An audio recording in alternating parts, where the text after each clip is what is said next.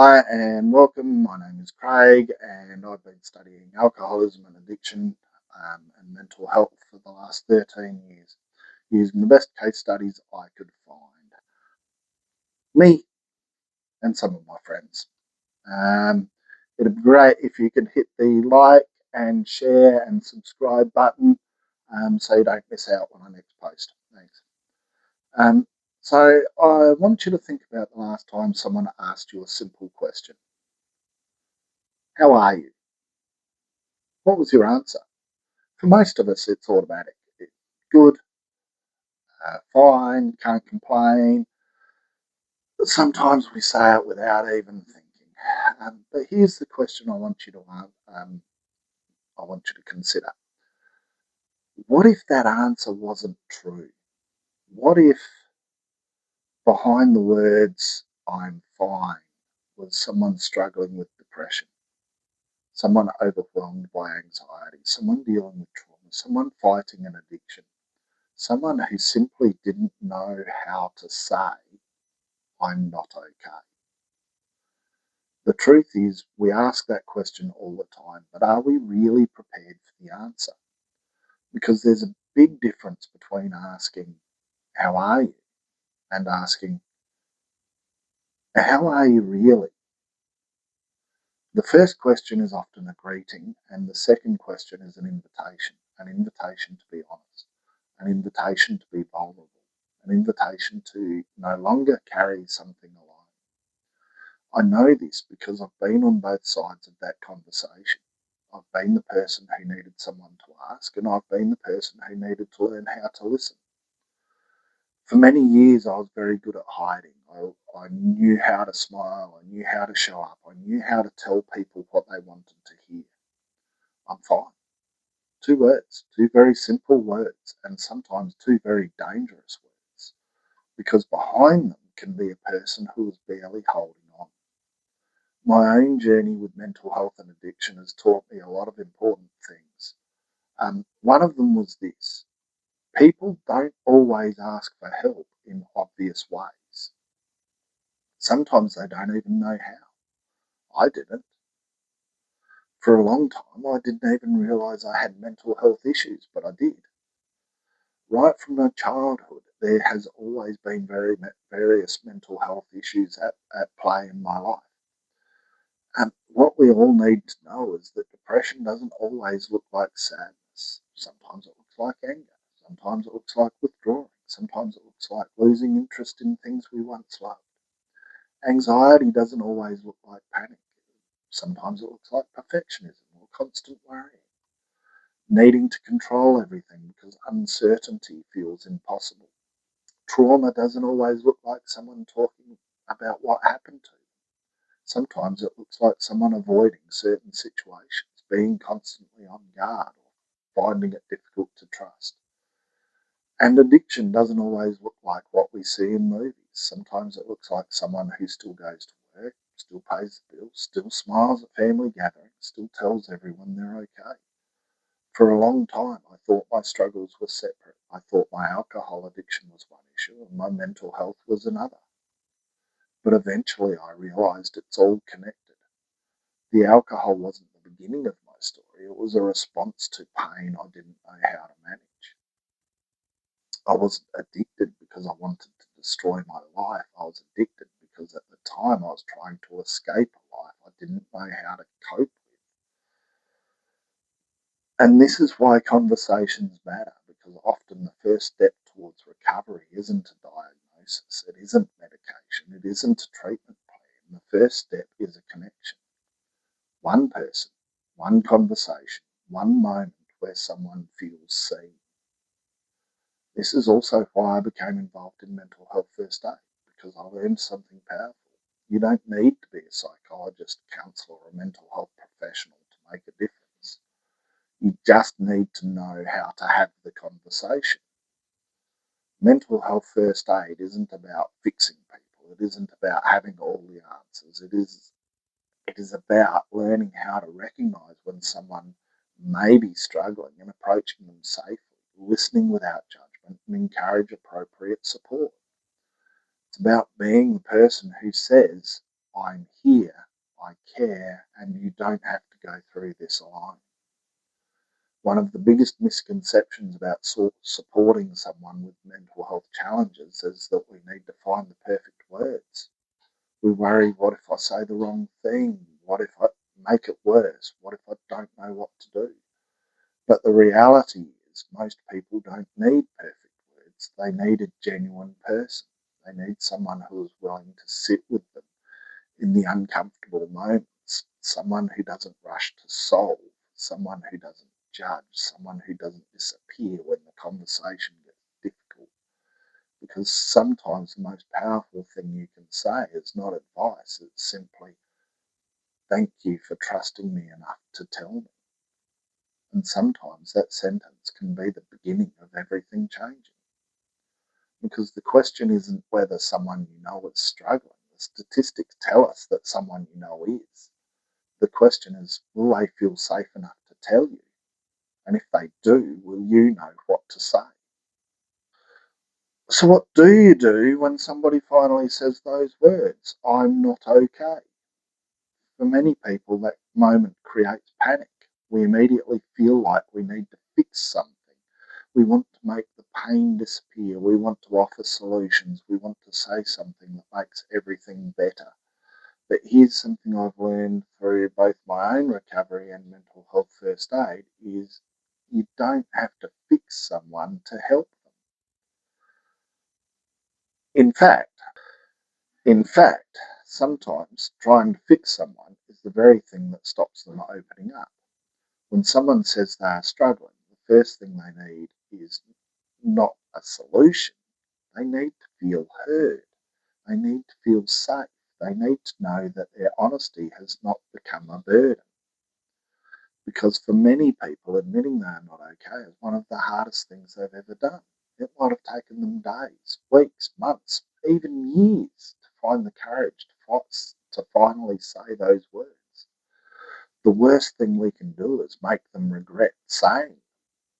Sometimes our first response comes from a good place, but it can unintentionally shut the conversation down. We might say something like, don't worry, everything will be okay. But you have so much to be grateful for. Others have it worse than you. Just stay positive. That's like telling an asthmatic in the middle of an attack, just breathe. These phrases are usually said with kindness, but when someone is in pain, they can feel like their emotions are being dismissed. Because what they often hear is, you shouldn't feel this way. And that can create more isolation instead of. So instead, try something simple. Try listening. Really listening. Put away the distractions. Put your phone down or in a pocket. Turn the TV off. Give them your attention. Don't rush to fill the silence. Sometimes silence feels uncomfortable, but silence can create space. Space for someone to find the words they haven't been able to say. One of the most important lessons I teach through mental health first aid is that the role of a first aider is not to diagnose. It is not to judge. It is not to become someone's therapist. It is to provide initial support and guide someone towards appropriate help. Think about it like first aid. If someone breaks their leg, you're not going to perform surgery on them in your backyard. You provide immediate care, you keep them safe, you get them help that they need. Mental health support works the same way. A simple conversation can follow a few important steps. First, ask. Ask how someone is really going. Don't assume. Don't wait for someone to reach crisis point. Sometimes a simple, I've noticed you don't seem to be yourself lately.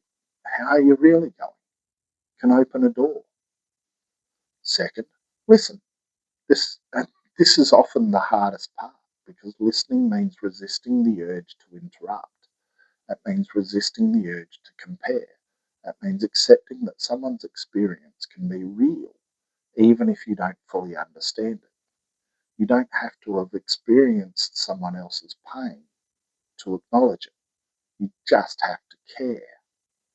And third, Encourage support. Mental health challenges are not something people should have to manage alone. Sometimes that support might be a trusted friend, it could be a family member, a GP, a psychologist, a counsellor, a support service, recovery group. The important thing is helping someone take the next step and getting them in touch. And finally, check in. This is something we often underestimate. We have one conversation and think our job is done. But support isn't a single moment. Support is a relationship. A message saying, just checking in, how you're travelling, can mean more than we realise.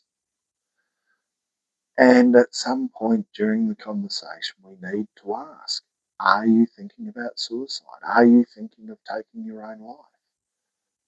A clear and unambiguous question, a question that invites a yes or no response. And if they say yes, we need to make sure that they're safe. We need to escalate and get a professional such as GP involved as soon as possible. We never keep thoughts of suicide a secret. And if nothing else, you can always call in Australia Lifeline on 13 11 14 and get their advice as to what to do. Put the phone on speaker and say, hey, I'm just here with my friend and they are thinking about suicide. We were wondering what we should do now. Now, there's a lot more to a mental health first aid conversation, but that's the crux of it. And don't be scared, it's just a conversation. We have them every day. I know from my own experience how powerful these conversations can be. There were times when I didn't need someone to solve my problems, I just needed someone to sit beside me while I worked through them. I needed someone who didn't judge my past, someone who didn't define me by my mistakes, someone who could see that underneath the addiction, the anger and the depression and the anxiety, there was still a person worth helping. And this is why compassion matters. Compassion doesn't mean excusing harmful behaviour. It doesn't mean ignoring boundaries. It doesn't mean allowing someone to continue hurting themselves or others. Compassion means recognizing the human behind the struggle. It means believing that people can change because I know they can, and I know that because I did. The greatest gift we can give someone who says, I'm not okay, is not a perfect answer. It's presence. It's saying, I believe you. Thank you for telling me.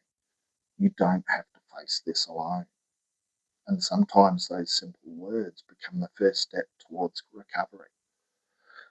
But there's another important part of these conversations that we don't talk about enough. Supporting someone can be emotionally challenging, and you cannot pour from an empty cup. Caring for someone does not mean carrying their entire burden yourself, especially if they've confided thoughts of suicide or self-harm. As I said, you don't want to keep that a secret. Learning how to support others also means learning how to protect your own mental health, because being there for someone else starts with making sure that you are also okay. And that is where boundaries, self-care and ongoing support become just as important. I want to take you back to a moment that changed my life. It wasn't a dramatic moment. There was no music playing. There was no movie style turning point. It was simply a moment I finally stopped pretending. The moment I admitted I'm not okay.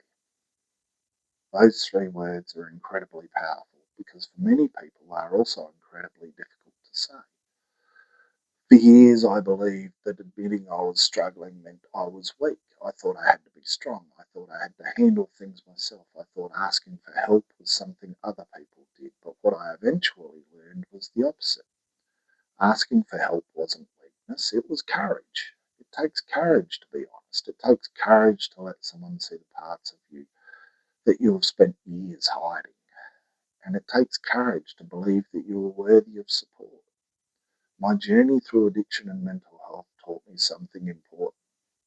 People don't always need someone to save them. They need someone who sees them, someone who listens, someone who reminds them you matter, your story matters, and This moment is not the end of your story.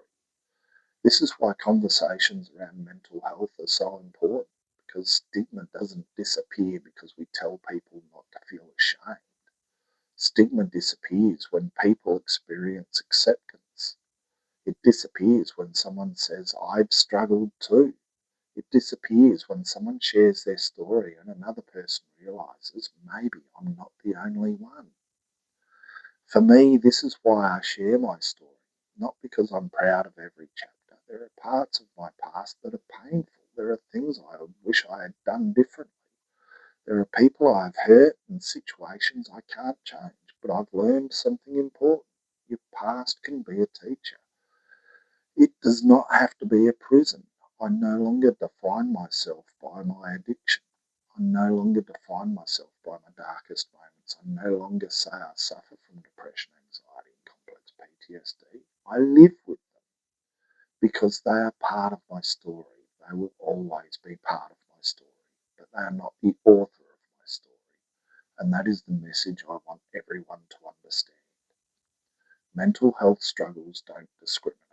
They do not care about your job title, your income, your education, your background, your age, your gender, your sexuality, or your achievements.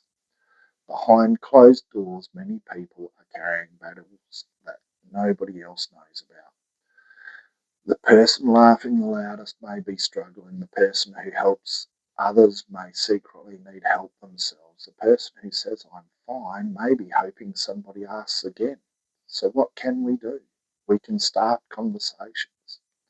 Not perfect conversations, not conversations where we have all the answers, just honest conversations. We can ask, how are you really going? We can listen, we can learn, we can encourage people to seek support. We can create environments where vulnerability is not seen as weakness, but as strength. And this is where mental health first aid and other programs like it play such an important role. They give ordinary people the confidence to do something extraordinary. They teach us we don't need to diagnose somebody. We don't need to fix them. We don't need to have every answer. We simply need to be willing to step towards someone instead of walking away. Imagine what could happen if we all became better at these conversations. Imagine if nobody felt embarrassed to say, I'm struggling.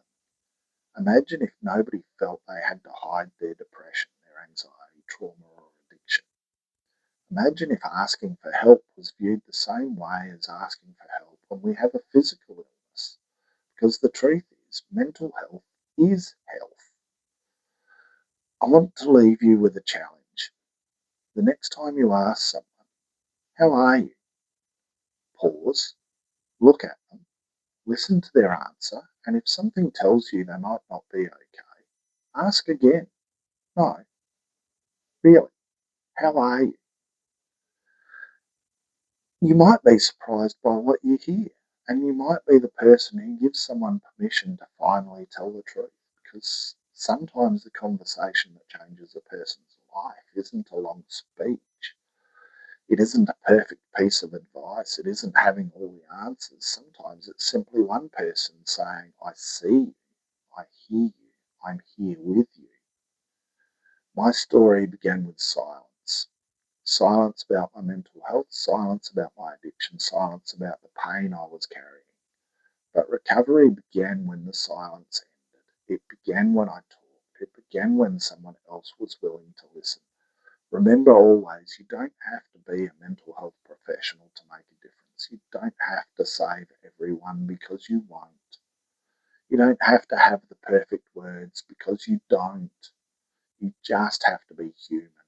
Be willing to ask, be willing to listen, be willing to care, because the first step in overcoming mental health stigma is talking about it. And sometimes the conversation that saves a life starts with two simple words. I'm listening. Thank you. And remember, the first step in overcoming mental health stigma is talking about it, and together we can make a difference. If you found this video interesting, please like, share, and subscribe. Make sure you check out my 1 Minute That Could Change a Life series on TikTok. Thanks for listening. Bye.